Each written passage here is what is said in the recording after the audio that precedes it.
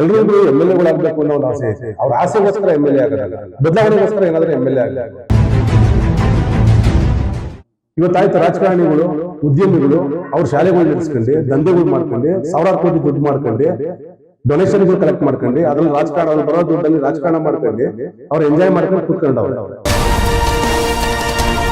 ಆದ್ರೆ ಸರ್ಕಾರಿ ಶಾಲೆಗೆ 1 ಲಕ್ಷ ರೂಪಾಯಿ ಖರ್ಚು ಮಾಡ್ತಾ ಇದೀವಿ. ಆ ಮಕ್ಕಳು ಎಜುಕೇಶನ್ ಮಟ್ಟ ಹೆಂಗಿದೆ, ಅವ್ರ ಯೂನಿಫಾರ್ಮ್ ಹೆಂಗಿದೆ, ಅವ್ರ ಶೂ ಕೊಡ್ತಾ ಇದೀರಾ, ಕುಡಿಯೋದು ನೀರಿದೆಯಾ, ಅಲ್ಲಿ ಶೌಚಾಲಯ ವ್ಯವಸ್ಥೆ ಕ್ಲೀನ್ ಮಾಡೋದಕ್ಕಿದೆಯಾ? ಅದೇ ಪ್ರೈವೇಟ್ ಸ್ಕೂಲಲ್ಲಿ ಹೆಂಗಿದೆ? ಮಕ್ಕಳುಗಳಿಗೆ ಎಜುಕೇಶನ್ ಸಿಸ್ಟಮ್ ಸರೋಗ್ಲಿಲ್ಲ ಅಂದ್ರೆ ಬೇರೆ ಏನು ಸರೋಗ್ಲಿಕ್ಕೆ ಆಗಲ್ಲ. ಇನ್ನು ಟೀಚರ್ಸ್ಗಳು ಸ್ಯಾಲರಿಗಳು ಕೊಡ್ತಾ ಇದೀರಾ. ಟೀಚರ್ಸ್ಗಳು ಕೈಲಿ ನೀವೇನ್ ಮಾಡ್ತಾ ಇದೀರಾ? ಪಾಠ ಮಾಡೋದ್ಬಿಟ್ಟು ಮಿಕ್ಕಿದೆಲ್ಲ ಮಾಡಿಸ್ತಾ ಇದೀರಾ. ಅದ್ರ ಬದಲು ಅವ್ರನ್ನ ಬೇರೆ ಬೇರೆ ಇಲಾಖೆ ಹಾಕಿ. ಈ ಒಂದು ಸತ್ತಿ ಕೊಳ್ತಿರಂತ ರಾಜಕಾರಣಿಗಳು ಏನಿದ್ದಾರೆ, ಇವ್ರ ತಲೆವರ್ಗಡೆ ಇನ್ನೂ ಅದನ್ನ ಇಟ್ಕೊಂಡಿದ್ದಾರೆ. ನಾವೇನೋ ಒಂದಷ್ಟು ಜನಗಳಿಗೆ ಆಮಿಷ ಕೊಟ್ಟು ಇನ್ನು ಎಲೆಕ್ಷನ್ ಮಾಡ್ಬೋದು, ಗೆಲ್ಬಹುದು ಅಂತ ಯಾರಾದ್ರೂ ಅನ್ಕೊಂಡಿದ್ರೆ ಅದು ಯಾವ್ದು ನಡೆಯಲ್ಲ.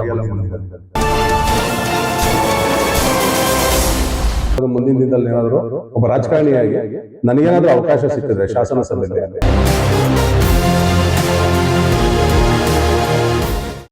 ಈಗ ನೋಡಿ, ನೀವು ಶಿಕ್ಷಣದ ಬಗ್ಗೆ ಕೇಳಿದ್ದೀರಾ. ನನ್ನ ತಲೆಗೆ ಬಂದಿದ್ದಕ್ಕೆ ನಾನೊಂದು ಕಾನ್ಸೆಪ್ಟ್ ನ ರೆಡಿ ಮಾಡ್ಕೊಂಡಿದ್ದೀನಿ.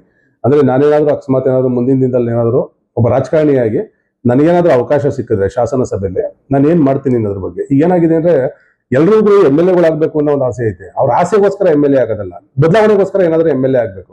ಸುಮ್ಮನೆ ಬೆಳಗ್ಗೆ ಎದ್ದು ಊರು ತುಂಬಾ ಕಟೌಟ್ಗಳು ಹಾಕೊಂಡು ನಮ್ದೆಲ್ಲ ಬರ್ತಡೇಗಳು, ಇನ್ನೊಂದು ಮತ್ತೊಂದು, ಅಲ್ಲಿ ಯಾವ್ದೋ ಒಂದಷ್ಟಕ್ಕೆ ಕುಕ್ಕರ್ಗಳು ಕೊಡೋದು, ಇನ್ಯಾರಿಗೋ ಒಂದಷ್ಟು ಜನಕ್ಕೆ ಇನ್ನೇನೋ ಒಂದಷ್ಟು ಬೇರೆ ಕಾರ್ಯಗಳು ಮಾಡೋದು, ಇದೆಲ್ಲ ಮಾಡೋದ್ರ ಬದಲು ಕಾನ್ಸೆಪ್ಟ್ ಇಟ್ಕೊಂಡು ನೀವು ಕೆಲಸ ಮಾಡಿ ಅಂತ ನಾನು ಹೇಳಲಿಕ್ಕೆ ಇಷ್ಟಪಡ್ತೀನಿ. ಇವತ್ತು ಸರ್ಕಾರಿ ಶಾಲೆಗಳಲ್ಲಿ ವ್ಯವಸ್ಥೆಗಳು ಹೆಂಗಾಗೋಗ್ಬಿಟ್ಟಿದೆ ಅಂದ್ರೆ, ಒಂದಷ್ಟು ಬದಲಾವಣೆಗಳು ಮಾಡ್ಲಿಕ್ಕೆ ಇವತ್ತಿನ ಜನರೇಷನ್ ಏನಿದೆಯಾ, ಆ ಜನರೇಷನ್ ತುಂಬಾ ಯೋಚನೆ ಮಾಡ್ತಾ ಇದ್ದಾರೆ. ನಾವು ಅನ್ಕೊಂತ ಇದೀವಿ ಅಷ್ಟೇನೆ.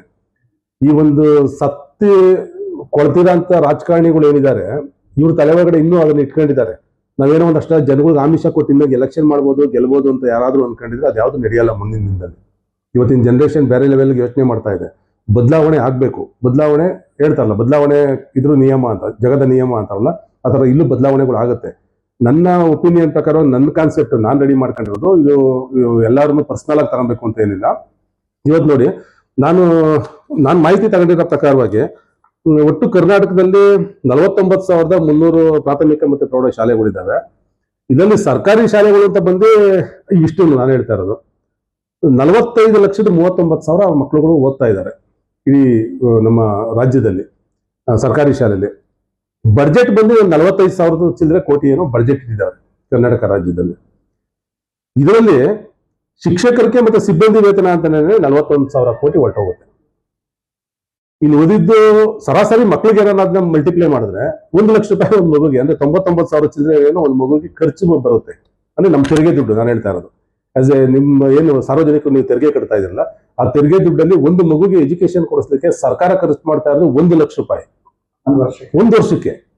ನೀವು 1 ಲಕ್ಷ ರೂಪಾಯಿನ ನಿನ್ನ ಮಗುಗೆ ನಾವು ವೋಚರ್ ಅಂತ ಕೊಟ್ಬಿಟ್ರೆ, ನಾನು ಹೇಳೋದು ಈ ವೋಚರ್ ಅನ್ನೋ ಪದ ಯಾಕೆ ಬರೆಸ್ತಾ ಇದೀನಿ ಅಂದ್ರೆ, ನಿನ್ ಮಗು ಹುಡ್ತಾ ಇರ್ತದೆ 4 ವರ್ಷಕ್ಕೆ, ಮಗು 5ನೇ ವಯಸ್ಸಿಗೆ ನೀವು ಮಕ್ಳು ಸೇರಿಸ್ತೀರಾ, ಒಂದು ವೋಚರ್ ಅಂತ ಕೊಟ್ಬಿಡಿ. ಆ ಮಗು ಅಕೌಂಟಲ್ಲಿ ಹೆಸರಲ್ಲಿ ಒಂದು ಅಕೌಂಟ್ ಓಪನ್ ಮಾಡಿಸಿ ಸರ್ಕಾರದಲ್ಲೇ ಇರ್ತದೆ ದುಡ್ಡು. ಅದು ನೀವು ಆ ಮಗು ಹೆಸರಲ್ಲಿ 1 ಲಕ್ಷ ರೂಪಾಯಿ ದುಡ್ಡನ್ನ ತಗೊಂಡೋಗಿ ಡೆಪಾಸಿಟ್ ಮಾಡಿ 1 ವರ್ಷಕ್ಕೆ, ಆ ವರ್ಷದ ಮಾತ್ರ.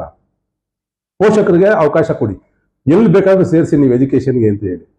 45,000 ಕೋಟಿ ಅಂತ ನಾವು ಬಡ್ಜೆಟ್ ಇಟ್ಟಿದ್ದೀವಲ್ಲ, ಏನ್ರಲ್ಲಿ ನಮ್ಮಲ್ಲಿ ಖರ್ಚು ಮಾಡ್ತೀವಲ್ಲ ಶಿಕ್ಷಣಕ್ಕೆ ಅಂತಾನೆ ತೆರಿಗೆ ದುಡ್ಡನ್ನ. 45,000 ಕೋಟಿ ನಾವು ದುಡ್ಡು ಇಡ್ತಾ ಇದ್ದೀನಿ. ಎಷ್ಟು ಜನ ಸರ್ಕಾರಿ ಶಾಲೆ ಮಕ್ಕಳು ಓದ್ತಾ ಇದಾರೆ ಅದನ್ನ ಅಂಕಿಅಂಶ ತಗೊಂಡು ಆ ಮಕ್ಳುಗಳಿಗೆ ಮಾತ್ರ 1 ಲಕ್ಷ ರೂಪಾಯಿ ವೋಚರೇ ಕೊಟ್ಬಿಡಿ. ನೀವು ಅವ್ರ ಪೇರೆಂಟ್ಸ್ಗಳು ಎಲ್ಲಿ ಬೇಕಾದ್ರೂ ಸೇರ್ಸ್ಕೊಳ್ಳಿ, ಪ್ರೈವೇಟ್ ಅಲ್ಲೇ ಸೇರ್ಸ್ಕೊಳ್ಳಿ, ಒಳ್ಳೆ ಎಜುಕೇಶನ್ ಸಿಗಲಿ.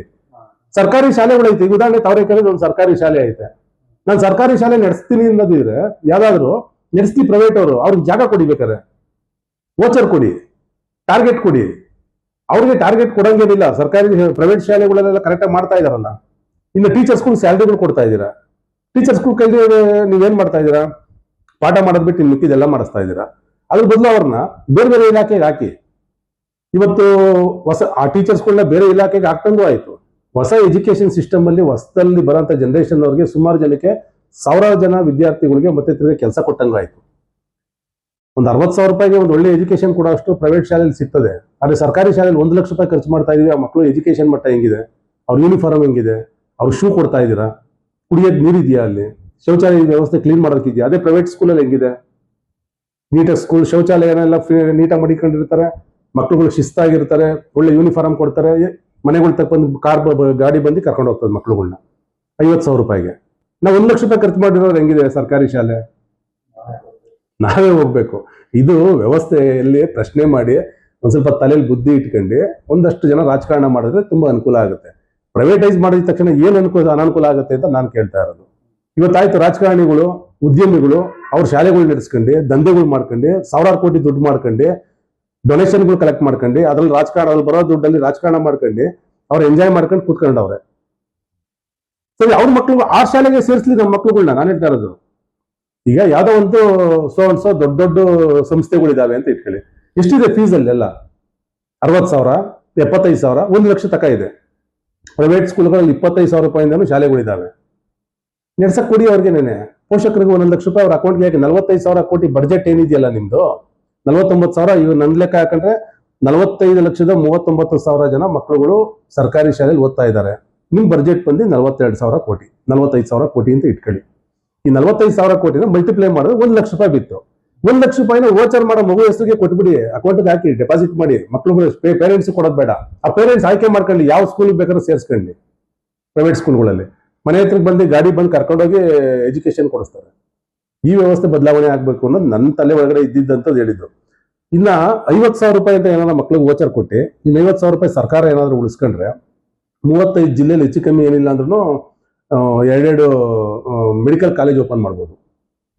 25,000 ಕೋಟಿ ಇತ್ತು ಅಂದ್ರೆ 2 ಮೆಡಿಕಲ್ ಕಾಲೇಜ್ ಓಪನ್ ಮಾಡ್ಬೋದು, ಮತ್ತೆ ಇಂಜಿನಿಯರಿಂಗ್ ಕಾಲೇಜ್ ಓಪನ್ ಮಾಡ್ಬೋದು. ಇವತ್ತಿನ AI ಕಾಲದಲ್ಲಿ ಬೇರೆ ಬೇರೆ ಕಾಲೇಜ್ಗಳು ಓಪನ್ ಮಾಡ್ಬೋದು. ಇಲ್ಲಿ ಓದಿರೋ ಮಕ್ಳುಗಳಿಗೆ ಅಲ್ಲಿ ಫ್ರೀ ಎಜುಕೇಶನ್ ಮಾಡಿಸಿ. ಒಂದೊಂದು ಜಿಲ್ಲೆಯಲ್ಲಿ ಇವತ್ತೊಂದು MBBS ಮಾಡಬೇಕು ಅಂದ್ರೆ 2 ಕೋಟಿ ಬೇಕಾಗುತ್ತೆ. ಎಲ್ಲಾನು ರಷ್ಯಾಗೆ ಹೋಗ್ತಾರೆ ಓದ್ಲಿಕ್ಕೆ, ಹೊರದೇಶಕ್ಕೆ ಹೋಗ್ತಾರೆ ಓದ್ಲಿಕ್ಕೆ. ನಮ್ಮಲ್ಲಿರೋಂಥ ಬುದ್ಧಿವಂತ ಮಕ್ಳುಗಳಿಗೆ ಒಳ್ಳೆ ಎಜುಕೇಶನ್ ಸಿಗ್ಬೇಕು. ಗ್ರಾಮೀಣ ಪ್ರದೇಶದ ಮಕ್ಳುಗಳು ಸಿಗುತ್ತೆ. ನೀವು 15 ಜನ ಇರೋಂಥ ಮಕ್ಳುಗಳು ಶಾಲೆಯಲ್ಲಿ 5 ಜನ ಟೀಚರ್ಸ್ಗಳು ಇದ್ರು ಅಂದ್ರೆ ಮಿನಿಮಮ್ ಏನಿಲ್ಲ ಅಂದ್ರೆ ಒಬ್ರು ಟೀಚರ್ಸ್ಗೆ 65,000ದಿಂದ 1 ಲಕ್ಷ ರೂಪಾಯಿ ತನಕ ಸ್ಯಾಲ್ರಿ ಐತೆ. ಎಷ್ಟು ಬೀಳುತ್ತೆ ಅಲ್ಲಿಗೆ? ತಿಂಗಳಿಗೆ ಅಷ್ಟು ಬೀಳುತ್ತೆ ಖರ್ಚು. ಒಂದು ವರ್ಷಕ್ಕೆ ಎಷ್ಟು ಬೀಳುತ್ತೋ ಅಲ್ಲಿ 15 ಜನ ಮಕ್ಳಿದ್ದಾರೆ. 15 ಜನ ಮಕ್ಳುಗಳಿಗೆ ಅಷ್ಟು ಕೊಡೋದ್ರ ಬದಲು 15 ಜನ ಮಕ್ಳುಗಳಿಗೆ ಅದು ಬಡ್ಜೆಟ್ ವೇಸ್ಟ್ ಅಲ್ವಾ ದುಡ್ಡು ಅಂತ ನಾನು ಹೇಳ್ತಿರೋದು ಅಷ್ಟೇ. ಈ ಒಂದು ಕಾನ್ಸೆಪ್ಟ್ ಅಲ್ಲಿ ನನ್ನ ಆಲೋಚನೆ ಇರೋದು. ಅಟ್ಲೀಸ್ಟ್ ಮುಂದಿನ ದಿನದಲ್ಲಿ ಈ ತರದ ಬದಲಾವಣೆಗಳಾದ್ರೆ, ಇದರಲ್ಲಿ ನನಗೆ ಗೊತ್ತಿಲ್ಲ, ಇದು ನಾನು ಸುಮ್ಮನೆ ಲೆಕ್ಕಾಚಾರದ ಮೇಲೆ ಒಂದು ಅಂದಾಜಿನ ಮೇಲೆ ಹೇಳ್ತಾ ಇದ್ದೀನಿ. ನೀವೆಲ್ಲಾನು ಸ್ವಲ್ಪ ಕೂತ್ಕೊಂಡು ನಾನು ಹೇಳೋದ್ರಲ್ಲೇ 90% ಸತ್ಯನೇ ಇದೆ. ಮಕ್ಳುಗಳಿಗೆ ಎಜುಕೇಶನ್ ಸಿಸ್ಟಮ್ ಸರೋಗ್ಲಿಲ್ಲ ಅಂದ್ರೆ ಬೇರೆ ಏನು ಸರೋಗ್ಲಿಕ್ಕೆ ಆಗಲ್ಲ. ಮುಂದಿನ ಸತಿ ಎಲ್ಲ ನಶಾದಲ್ಲಿ ತೇಲ್ತಾವ್ರೆ ಮಕ್ಳುಗಳು ಅಂತ ಹೇಳ್ತಾರೆ. ಈ ವ್ಯವಸ್ಥೆ ಆಗ್ಲಿಕ್ಕೇನು ಈ ಸಿಸ್ಟಮ್ ಸರಿ ಇಲ್ಲ ಅನ್ನೋದೊಂದು ದೊಡ್ಡ ಸಮಸ್ಯೆ ಆಗ್ತಿರೋದು. ಸರ್ಕಾರಿ ಶಾಲೆಯಲ್ಲಿ ಅಂತೂ ಯಾರು ಕೇಳೋರೇ ಇಲ್ದಂಗೆ ಆಗಿದೆ ಪರಿಸ್ಥಿತಿ. ಈ ಉದ್ದೇಶಕ್ಕೆ ನಾನು ನಿಮಗೆ ಇದ್ರ ವಿಚಾರ ಹೇಳಿದ್ದೆ.